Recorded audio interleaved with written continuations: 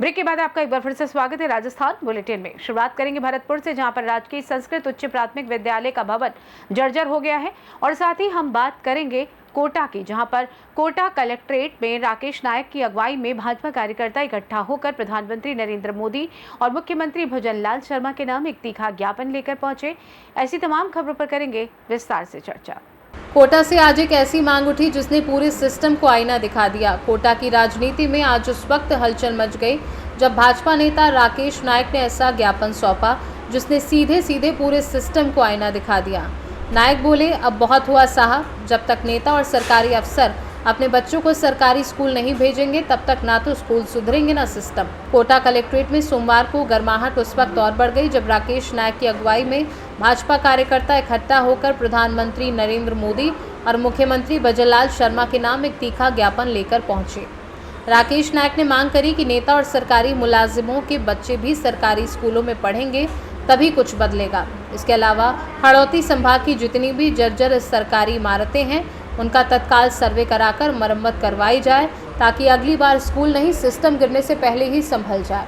इस मौके पर घनश्याम ओझा, संतोष शाह के, प्रकाश सिंह नेगी, कीर्ति सिंह, संजय सेन, रविंद्र नायक, पवन आर्य, नवीन खत्री और अन्य कार्यकर्ता मौजूद थे। झालावाड़ जिले के मनोर थाना क्षेत्र के पिपलोदी गांव में अभी हाल ही में स्कूल गिरा और वहां पर लगभग 7 छात्रों की मृत्यु हुई।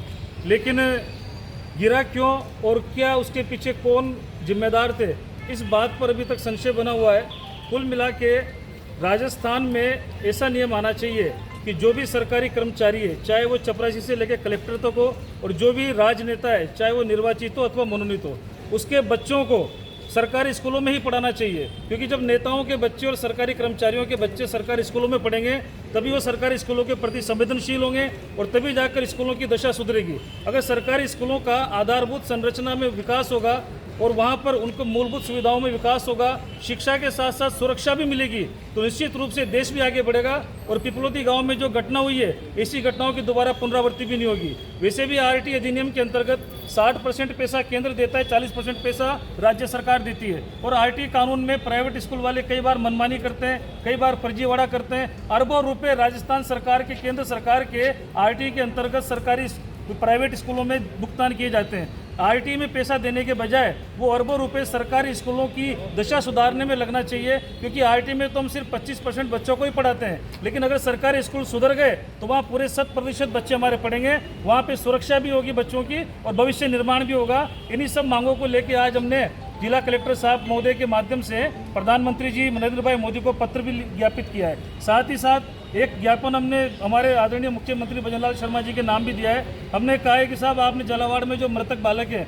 उनको सिर्फ 10-10 लाख रुपए दिए हैं, ये सहायता ऊंट के मुंह में जीरे के समान है। कम से कम जिस प्रकार अहमदाबाद का में प्लेन हादसा हुआ वहाँ पर उन यात्रियों को 1-1 करोड़ रुपए दिए गए, उसी प्रकार सरकारी स्कूल में जो बच्चे मरे हैं इनके परिजनों को भी लगभग 1-1 करोड़ रुपए मुआवजे के रूप में मिलने चाहिए। हम जानते हैं कि वो पैसा कि दुनिया की कितनी बड़ी दौलत तो उन बच्चों को वापस नहीं ला सकती, लेकिन कम से कम जब वहाँ पर 1-1 करोड़ का मुआवजा दिया जाएगा तो सरकार उस बात पर गंभीर प्रयास करेगी कि दोबारा ऐसी घटना ही नहीं हो। क्योंकि जब जेब से 2 रुपये भी गिरते हैं तो व्यक्ति दिन भर सोचता है कि आज मेरे 2 रुपये कहाँ गए। तो जब करोड़ों रुपए उस बालकों के परिजनों को मिलेंगे तो कम से कम दोबारा ऐसी घटना नहीं होगी। सरकार इस पर गंभीरता से विचार करेगी। साथ ही परिजनों के जो परिजन है उनको सरकारी नौकरी भी मिलनी चाहिए। देखा गया है कि वहाँ पर संविदा के अंतर्गत नौकरी दी जा रही है, लेकिन जब कमलेश राठौड़ हत्याकांड उदयपुर में हुआ था उस समय राजस्थान अधिनियम लिपिक कार्यालय सेवा 2008-9 और 2000 संशोधित 2009 की धारा 6 की सी के अंतर्गत उस समय कांग्रेस की सरकार ने उसके 2 बेटे यश तरुण तेली को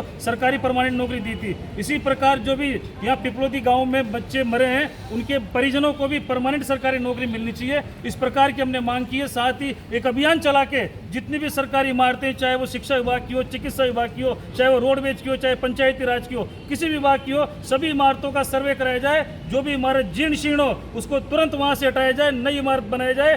दोबारा पिपलोदी जैसी घटना इस राजस्थान की धरती पर नहीं हो।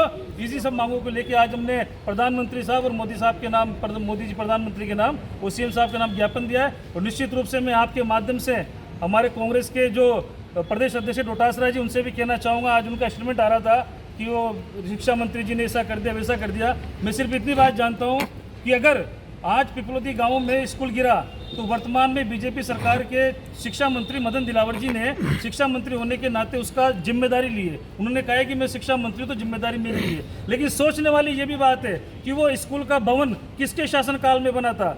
2022-23 में उस स्कूल के भवन में लगभग 1,80,000 रुपये डांग क्षेत्र विकास परियोजना के अंतर्गत लगाए गए। वो 1,80,000 रुपये किसके शासनकाल में लगे? निश्चित रूप से वो 1,80,000 रुपये कांग्रेस सरकार के शासनकाल में लगे। निश्चित रूप से वो कमरे कांग्रेस सरकार के शासनकाल में बने, और कई स्कूल ऐसे हैं जो कांग्रेस सरकार में बने, आज उनमें पानी टपक रहा है, वो जर्जर अवस्था में आ चुके हैं। ठीक है, आप कहते हो कि राजनीति नहीं करनी, राजनीति ना करें, लेकिन जो हमारे जिस प्रकार हमारे शिक्षा मंत्री जी ने इस हादसे की जिम्मेदारी ली है, उसी प्रकार कांग्रेस को भी अपने कुकर्मों की जिम्मेदारी लेनी चाहिए। और नागरिकों से भी आग्रह अपील करूंगा कि अब जिम्मेदारी आपकी है। आसपास रहने वाले सभी स्कूलों में जाओ, आसपास चिकित्सालय में जाओ, सरकारी इमारतों में जाओ, सर्जिकल स्ट्राइक की तरह बिल्डिंग स्ट्राइक करो। जो भी जर्जर इमारत हो वहाँ से वहाँ के लोगों को निकालो, बच्चों को निकालो, बच्चों को सुरक्षित इमारतों में भेजो, क्योंकि अगर बच्चे मरेंगे तो आपके मरेंगे, किसी का कुछ नहीं जाएगा। घर का चिराग बुझेगा तो आपका बुझेगा। इसीलिए जिम्मेदार बनो, जिम्मेदार नागरिक बनो।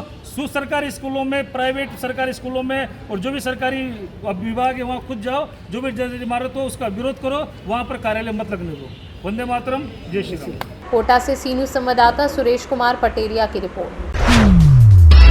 राष्ट्रीय मानव अधिकार व भ्रष्टाचार निवारण राष्ट्रीय अध्यक्ष महेश कुमार मीना ने कोटा कलेक्टर के नाम ज्ञापन सौंपा है। झालावाड़ जिले के पिपलौद गांव में सरकारी स्कूल की इमारत गिरने से हादसे में जान गंवाने वाले मृतक के परिजनों को उचित मुआवजा व साथ ही स्कूल निर्माण कार्य करवाने की मांग को लेकर ज्ञापन दिया गया।